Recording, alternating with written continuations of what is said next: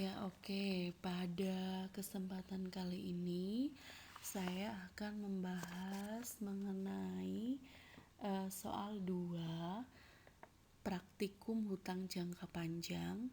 Di sini dengan model amortisasi metode bunga efektif. Ya, ini soalnya. Pada tanggal 1 Juli 2016, PT Fantasia menerbitkan obligasi, yaitu obligasi Fantasia senilai 500 juta dengan bunga obligasinya 10%, jangka waktu 10 tahun pada harga 567.750.000. Dengan harga ini artinya tingkat suku bunga efektif sebesar 8%. Obligasi ini membayarkan bunga setiap 1 Januari dan 1 Juli. Ini soalnya. Sebenarnya dari sini kita tahu bahwa obligasi yang diterbitkan yaitu kondisinya premi atau agio. Dari mana? Ini nilai nominal 500 juta, harganya 567.750.000. Ya, kita tanya. Pertanyaan yang pertama, jurnal penerbitan obligasi tanggal 1 Juli 2016. Penerbitan obligasi bisa dibuat jurnal dengan cara kas sebesar 567.750.000 dan utang obligasi nilai sebesar 567.750.000. Atau jurnalnya bisa dibuat kas 567.750.000, kreditnya premi obligasi sebesar 67.750.000 dan utang obligasi sebesar 500 juta. Kemudian berikutnya yang ditanyakan tabel amortisasi sampai dengan 1 Juli 2018. Ini metode amortisasinya dengan suku bunga efektif. Kolomnya ada periode, tanggal, pembayaran bunga, beban bunga, amortisasi agio yang belum diamortisasi, dan nilai buku.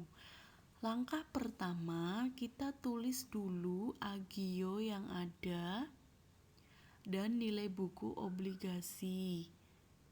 Ya, agio yang ada 67.750.000. Ini dari selisih nilai nominal dan harga saat penerbitan. Nilai buku obligasinya, ini nilai penerbitannya ya, 567.750. Diterbitkan saat kapan? 1 Juli 2016. Pembayaran bunganya setiap Januari dan Juli. Berarti pada tahun berikutnya atau pembayaran bunga berikutnya berarti 1 Januari 2017. Pembayaran bunga periode pertama. Nah, pada kolom pembayaran bunga ini kita isikan bunga nominal dibagi 2 dikalikan nilai nominal. Dalam hal itu tadi soalnya di sana bunga nominalnya 10%. Karena pembayaran bunganya 2 kali, maka dibagi 2 atau 5% atau 0,05 dikalikan dengan nilai nominal sebesar 500 juta. Berarti pembayaran bunganya di sini 25 juta. Kemudian beban bunga. Nah, beban bunga ini yang kita lihat prosentase bunga efektifnya atau tadi sebesar 8%. Karena setahun dibayarnya 2 kali berarti 4%. Atau teman-teman boleh menuliskannya 8 dibagi 2 dikalikan nilai buku obligasi. Nah, beban bunga di sini menghitungnya tadi ya 8 bagi 2 atau langsung 4 juga boleh dikalikan nilai buku obligasi. Ini karena tahun pertama, maksud saya pembayaran pertama, berarti menggunakan nilai buku yang sebelumnya yaitu 5, 6, 7, 7, 50 dikalikan dengan 4% atau sebesar 22.710.000. Nah, amortisasi agio berasal dari pembayaran bunga dikurangi dengan beban bunga atau sebesar 2.290.000. Agio yang belum diamortisasi, ini tadi kan sudah diamortisasi yaitu sebesar 2.290.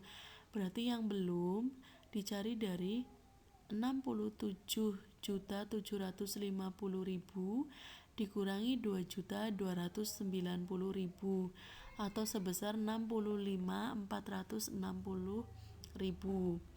Nilai buku obligasi berarti nilai buku sebelumnya yaitu 567.750 dikurangi dengan amortisasinya atau sebesar 2.290.000 atau nilai buku setelah pembayaran bunga pertama 565.460.000. Kemudian pada 1 Juli 2017 perusahaan juga berkewajiban membayar bunga kembali karena bunganya tadi dibayarkan 1 Januari dan 1 Juli. Kita lihat yang 1 Juli, pembayaran bunga ini sama 10 dibagi 2 dikalikan dengan 500 juta. Ya, kalau pembayaran bunga dikalikannya nilai nominal. Nah, kalau beban bunga, bunga efektifnya berapa? 8. Nah, setahun berapa kali? 2 kali. Berarti 8 dibagi 2 dikalikan nilai buku obligasi. Ini pembayaran kedua, berarti menggunakan nilai buku yang terakhir atau sebesar 565.460.000 dikalikan dengan 4%. Amortisasi agio sama, dari pembayaran bunga dikurangi dengan beban bunga.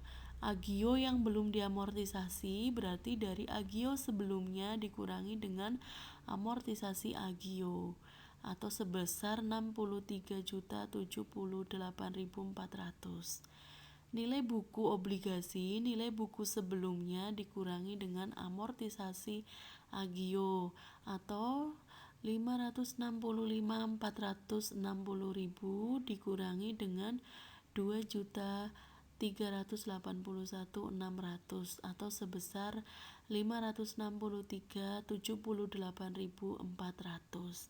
Begitu seterusnya untuk pembayaran periode pembayaran bunga ketiga dan keempat dan seterusnya.